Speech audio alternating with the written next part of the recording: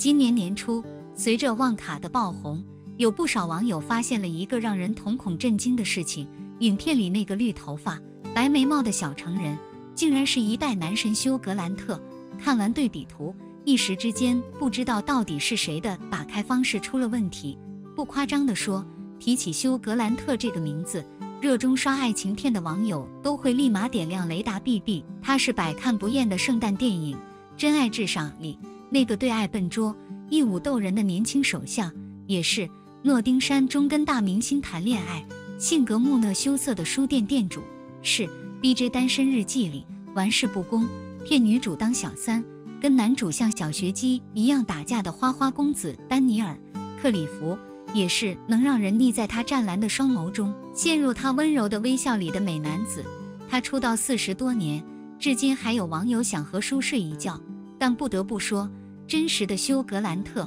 并没有长相那么纯良。1960年，休·格兰特诞生于一个英国军官家庭，他的父亲曾是一名上尉，退伍后经营着一家地毯厂，母亲则是一位法语和音乐老师，教会了休·格兰特讲一口流利牛津腔。从小就是学霸的休·格兰特拿着奖学金入读英国顶尖高中拉蒂莫，毕业后他又拿着奖学金步入牛津大学，并以优异的成绩获取英语学士学位。这样一位高材生，在大学期间以玩得开出名。他加入了皮尔斯·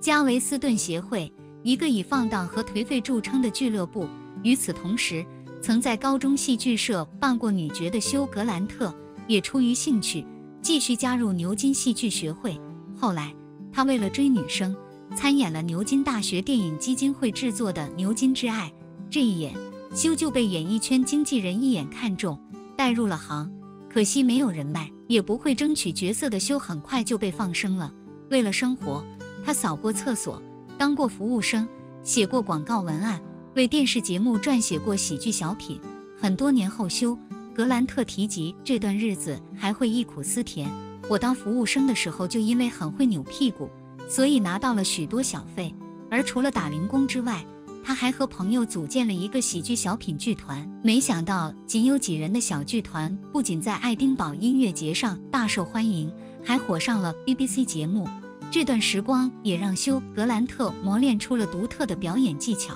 给未来的喜剧生涯打下了基石。和休合作过4个婚礼和1个葬礼、BJ 单身日记、真爱至上、诺丁山等经典喜剧爱情片的编剧就曾夸过休·格兰特，他能够准确地掌握每个玩笑的节奏。正是这份技能，让休·格兰特从上世纪90年代中期到千禧年初，几乎统治了整个浪漫喜剧类型电影区。但也因为重复饰演不善言辞的单身汉角色，他被诟病表演单一，走不出舒适圈。休·格兰特也承认，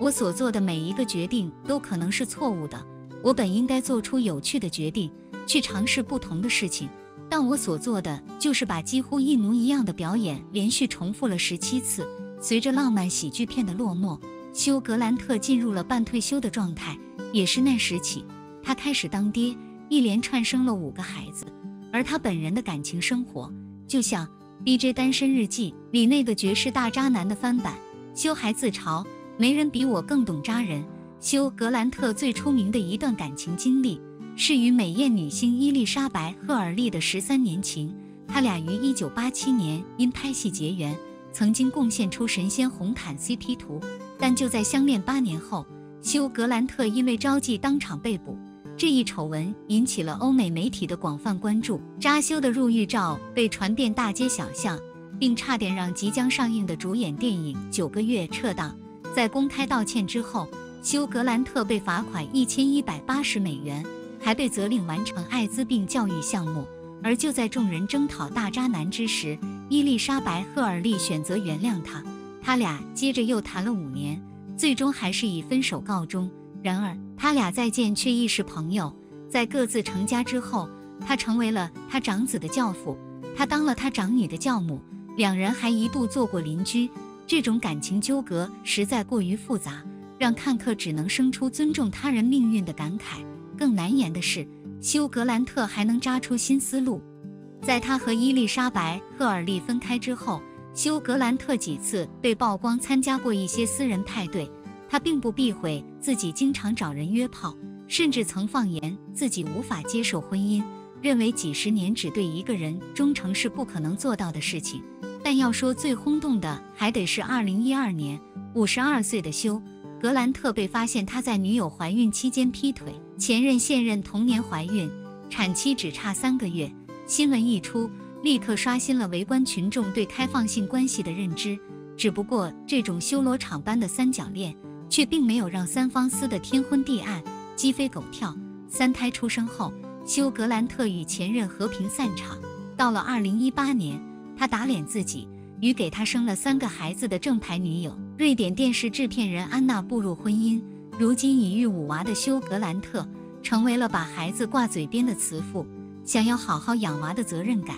让总是找借口逃避演戏、已经半退圈的渣修选择了重新出山拍戏。然后这位渣叔拍着拍着，竟然慢慢给自己的演技正了名。2016年，休·格兰特与梅姨合作的《跑调天后》开启了文艺复修的演技篇。他在里面饰演一位极力爱妻，为妻子圆歌唱梦，却又私底下找小三睡觉的丈夫一角。而休叔贡献出了被称为职业生涯最佳的表演，让自己时隔10几年重回颁奖季。之后他又被《帕丁顿熊2》的导演保罗金找上了门，受邀在里面饰演一个以休·格兰特本人为原型创作的